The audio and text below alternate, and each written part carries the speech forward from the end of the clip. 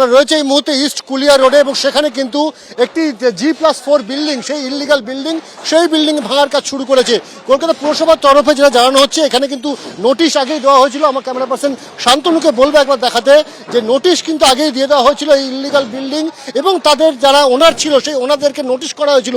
401-এ প্রথম নোটিশ করা হয় এবং তার পরবর্তী সময় হিয়ারিংয়ের জন্য ডেকে পাঠানো হয় এবং তাতেও যখন তারা উপস্থিত হননি পরবর্তী সময় বিল্ডিং ভেঙে ফেলার সিদ্ধান্ত নিয়েছে কলকাতা পুরসভা।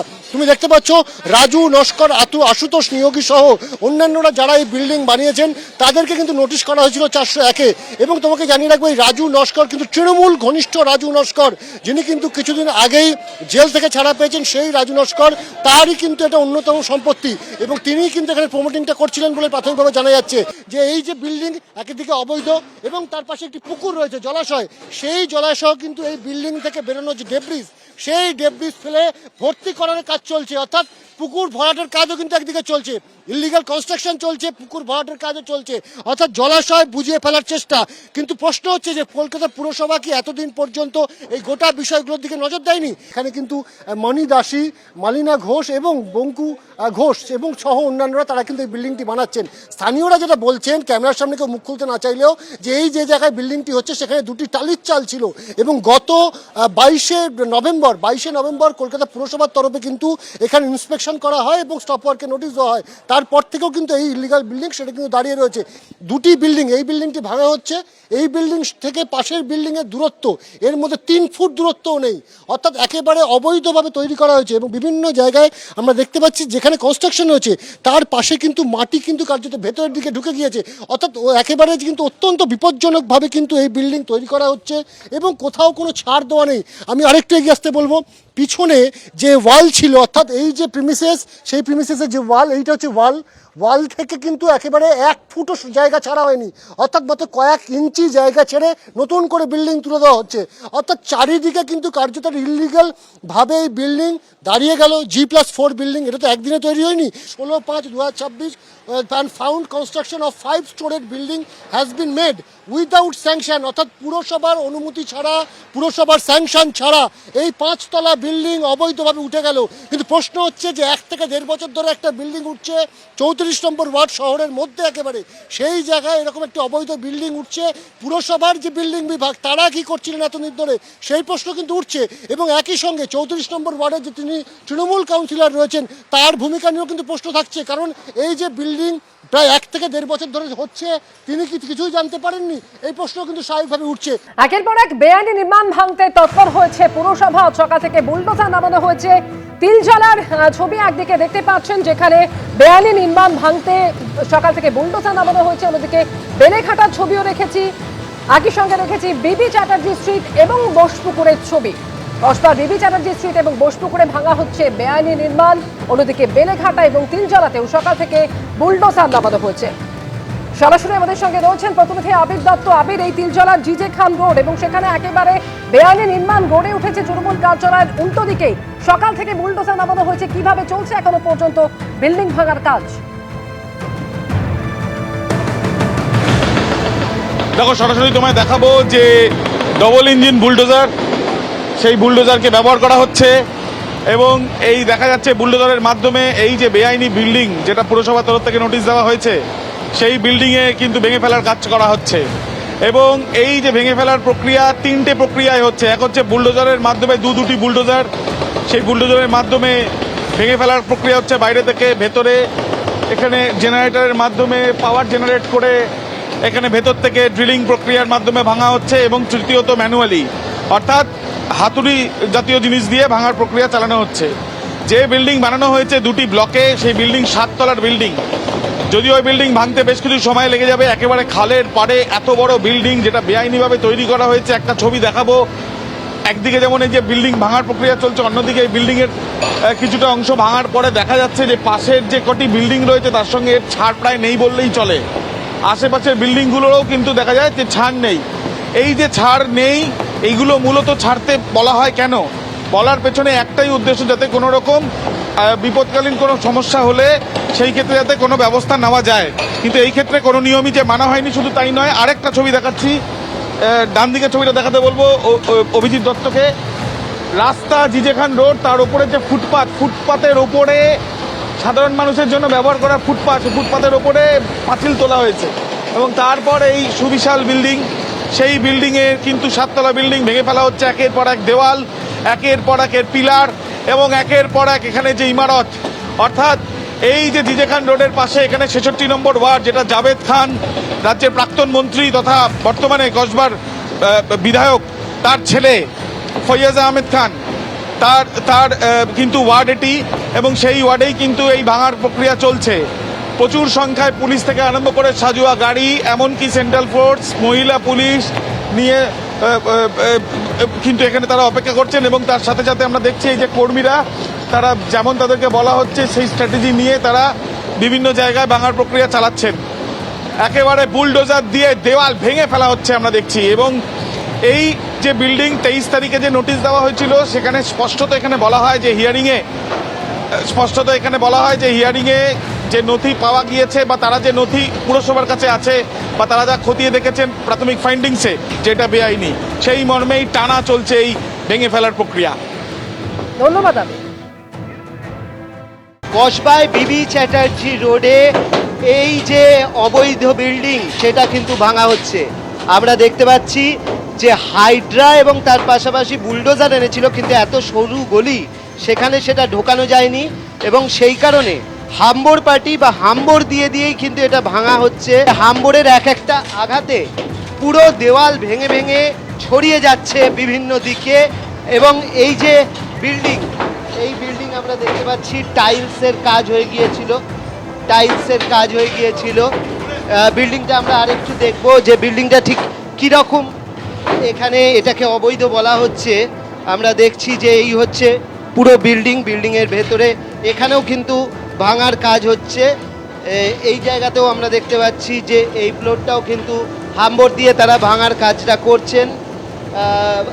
হাম্বরের যে টিম আছে সব ফ্লোরগুলো তারা ভাঙছেন, পর হাম্বর চালানো হচ্ছে এবং ভেঙে ফেলা হচ্ছে পুরো বিল্ডিং।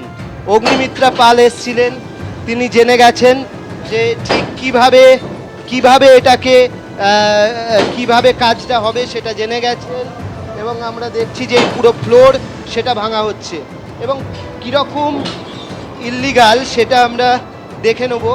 ঠিক পাশের বিল্ডিংয়ের সঙ্গে আমরা দেখতে পাচ্ছি দূরত্ব প্রায় একেবারে নেই। কিচেন, বাথরুম, ঘর সমস্ত কিছুই তৈরি হয়েছে এবং এখানে আমরা যেরকম দেখতে পাচ্ছি যে লিফটের জন্যও আলাদা জায়গা রাখা হয়েছিল, অর্থাৎ এখানে লিফটও তৈরি হতো। আমরা পাশের বিল্ডিংটা দেখব ঠিক কতটা কাছে। পাশের বিল্ডিংটা আমরা যদি যাই তাহলে এই যে বিল্ডিং, সেই বিল্ডিংয়ের দেওয়াল আমরা হাত দিয়ে ছোঁয়ার চেষ্টা করবো। এই দেখুন, হাত দিয়ে ছুঁতে পারছি, অর্থাৎ কোনো ছাড়ি প্রায় রাখা হয়নি। এই হচ্ছে ছাদ, পুরো ছাড়ি প্রায় রাখা হয়নি এই বিল্ডিংয়ে।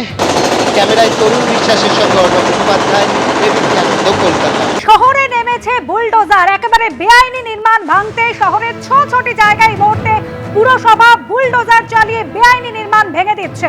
সরাসরি আপনাদের প্রথমে বেলেঘাটায় নিয়ে যাই। সেখানে বেলেঘাটায় 2টি বাড়ি ভাঙার কাজ শুরু করেছেন পুরসভার কর্মীরা। অনির্বাণ, এই বাড়ি ভাঙার সঙ্গে, বাড়ি নির্মাণের সঙ্গে রাজু নস্করের নাম জড়িয়ে রয়েছে, কতটা এগুলো ভাঙার কাজ? দেখো, একদমই তোমাকে প্রথমেই জানিয়ে রাখি যে পুরসভার বিল্ডিং বিভাগ সূত্রে আমরা যা জানতে পাচ্ছি, শুধুমাত্র বেলেঘাটা চত্বর, তার মধ্যে 33 নম্বর ওয়ার্ড, 34 নম্বর ওয়ার্ড এবং 35 নম্বর ওয়ার্ড, এই 3টে ওয়ার্ড মিলিয়ে প্রাথমিকভাবে প্রায় 17টা বাড়িকে লোকেট করা হয়েছে, 17টা বাড়িকে চিহ্নিত করা হয়েছে যেগুলো ইল্লিগালি তৈরি করা হয়েছে এবং সেখানে ইতিমধ্যে নোটিশ সার্ভ করা হয়েছে। তার মধ্যে আজ 2টি বাড়ি সেগুলো ভাঙার কাজ শুরু হয়েছে। আমরা যে জায়গায় রয়েছি ইস্ট কুলিয়া রোড এবং তার পাশেই দ্বিতীয় বাড়িটি ভাঙা হচ্ছে, সেটা হচ্ছে বারোয়ারিতলা রোড। এই 2টি বাড়িতেই কিন্তু রাজু নস্করের যোগ রয়েছে। এটাতে তো সরাসরি রাজু নস্করের যোগ রয়েছে, রাজু নস্করকে মালিক হিসেবে দেখানো হয়েছে এবং বারোয়ারিতলা রোডের যে বাড়িটি, সেই বাড়িটির মালিক হিসেবে অন্য লোকের নাম থাকলেও পুরসভা বলছে যে এই বাড়িটির ক্ষেত্রেও কিন্তু টাকা যে খাটছে সেটা রাজু নস্করেরই টাকা, এমনটাই কিন্তু প্রাথমিকভাবে পুরসভা মনে করছে এবং সে কারণেই কিন্তু তারা মনে করছেন যে কার্যত এই যে বেলেঘাটার বেশিরভাগ জায়গায় যে ইল্লিগাল কনস্ট্রাকশন সেই ইল্লিগাল কনস্ট্রাকশনের ক্ষেত্রে কিন্তু বেতাজ বাদশা হয়ে উঠেছিল রাজু নস্কর। তুমি দেখতেই পাচ্ছ যে রবিবার সকাল থেকে একেবারে বুলডোজার দিয়ে এই বাড়ি ভাঙার কাজ শুরু করেছে। কিছুক্ষণ আগেই কলকাতা পুরসভার কমিশনার স্মিতা পান্ডে তিনি এসেছিলেন, তিনি কিন্তু পরিষ্কার জানিয়েছেন যে সমস্ত বাড়ি যেগুলো বেআইনি রয়েছে সেগুলোকে ভেঙে ফেলা হবে। আমাদের তরফ থেকে তার কাছে প্রশ্ন ছিল যে এরকম অনেক বেআইনি বাড়ি রয়েছে যেখানে সাধারণ মানুষ থাকছেন, সেক্ষেত্রে পুরসভা কী পন্থা নেবে। তিনি পরিষ্কার বলেছেন যে সমস্ত বেআইনি বাড়িতে সাধারণ মানুষ যারা থাকছেন সেখানে কিন্তু তাদেরকে মাথায় রাখতে হবে যে সুপ্রিম কোর্ট এবং হাইকোর্টের একাধিক গাইডলাইন রয়েছে। স্বাভাবিকভাবে যখন তারা এই বাড়ি কিনেছেন দেখে বাড়ি কেনা উচিত ছিল, যেহেতু তারা দেখে বাড়ি কেনেননি ফলে তার দায় কতটা পুরসভা নেবে সে নিয়ে কিন্তু প্রশ্ন থাকছে। স্বাভাবিকভাবে তিনি কিন্তু পরিষ্কার জানাচ্ছেন যে কোনো বেআইনি বাড়িকে কিন্তু রাখা হবে না এবং এই যে প্রসেস সেটা একটা কন্টিনিউয়াস প্রসেসে চলছে এবং এই কন্টিনিউয়াস প্রসেস চলতে থাকবে। তিনি যেটা জানিয়েছেন আরও যে আমরা যখন প্রশ্ন করি যে বছরের পর বছর এই ইল্লিগাল বাড়িগুলো সেগুলো চলছে গোটা শহর জুড়ে এবং সেগুলোতে কলকাতা পুরসভার যে নজরদারি সেই নজরদারির অভাব রয়েছে বা নজরদারি থাকলেও সেগুলোর এগেন্সে ব্যবস্থা নেওয়া হয়নি, সেই প্রশ্নের পরিপ্রেক্ষিতে স্মিতা পান্ডে পরিষ্কার জানিয়ে দেন যে যারা যারা এই সমস্ত বাড়িগুলোর নজরদারিতে ছিলেন তাদের ভূমিকা খতিয়ে দেখা হবে, কাউকে স্পেয়ার করা হবে না। তিনি পুরসভার কর্মী হতে পারেন, আধিকারিক হতে পারেন, প্রত্যেকের এগেনস্টে কিন্তু ব্যবস্থা হবে। অর্থাৎ রাজ্য সরকারের যে অবস্থান যে কোনোভাবে বেআইনি কোনো কিছু রাখতে দেব না, সেই অবস্থান কিন্তু স্পষ্ট করে দিচ্ছে স্মিতা পান্ডের এই বক্তব্য। এবং তোমাকে জানিয়ে রাখি এই ঘটনা থেকে একটু সরে গিয়ে জানাই যে অভিষেক বন্দ্যোপাধ্যায়ের বাড়িতে প্রায় তুমি জানো যে 17টা প্রপার্টি, অভিষেক বন্দ্যোপাধ্যায়ের বাড়ি এবং তার কোম্পানি সংক্রান্ত যে 17টা প্রপার্টি, সেই 17টা প্রপার্টিতে কলকাতা পুরসভার তরফে নোটিশ ইস্যু করা হয়েছিল।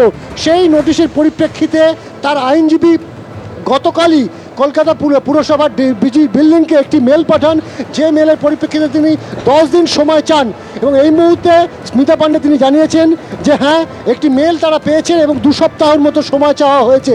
তবে মেলে ঠিক কী কী লেখা রয়েছে সেটা তিনি স্পষ্ট করে বলতে চাননি। অর্থাৎ একদিকে অভিষেক বন্দ্যোপাধ্যায় তিনি সময় চাইছেন, অন্যদিকে শহরে এই মুহূর্তে বুলডোজার চালিয়ে প্রায় 5 জায়গায়, বলা ভালো 6 জায়গায় কিন্তু বেআইনি বাড়ি ভেঙে ফেলার কাজ শুরু হয়েছে।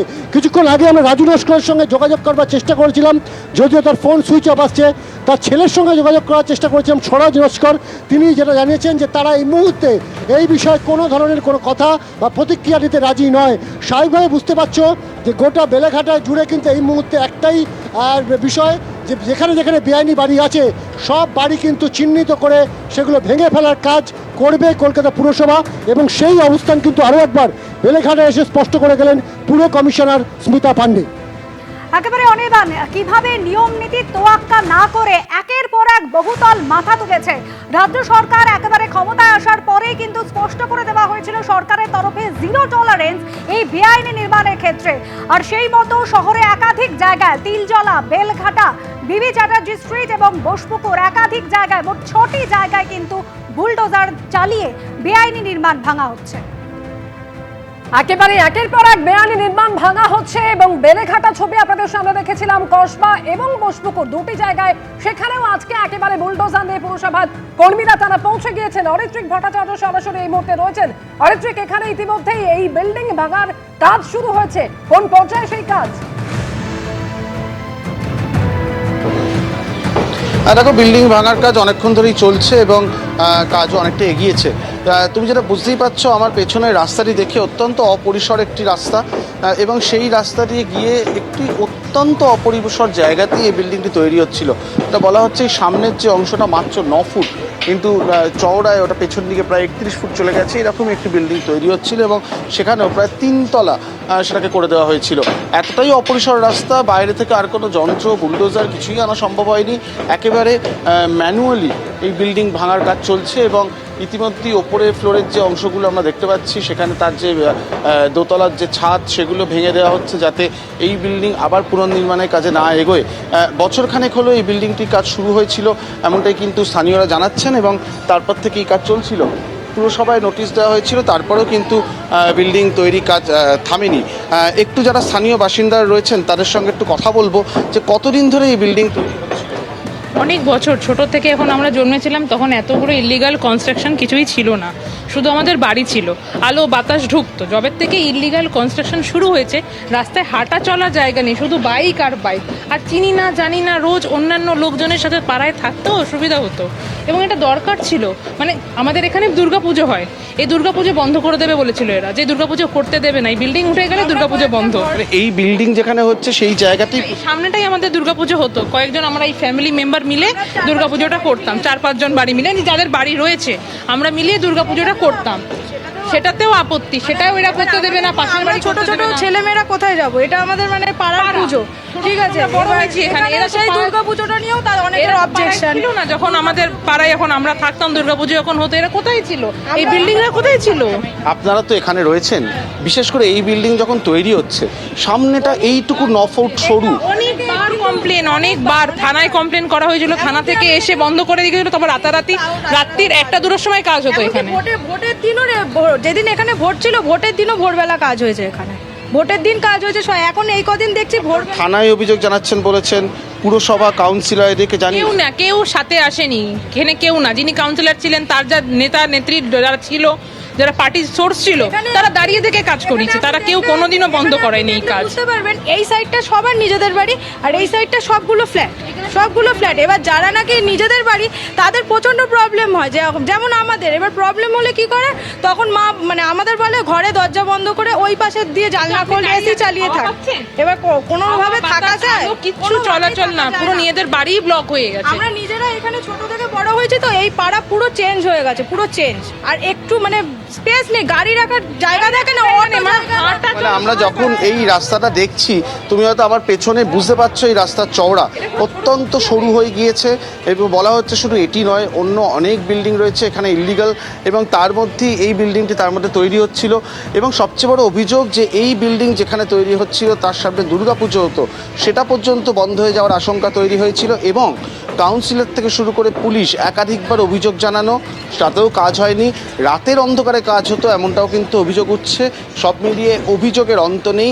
যে অভিযোগের কিছুটা সুরাহা এই মুহূর্তে স্থানীয় বাসিন্দারা দেখতে পাচ্ছেন, কারণ বুলডোজার হয়তো ঢেকেনি এই অপরিসর স্থানে, কিন্তু ম্যানুয়ালি ভাঙার যে কাজ সেটাও কিন্তু অনেকটা এগিয়েছে।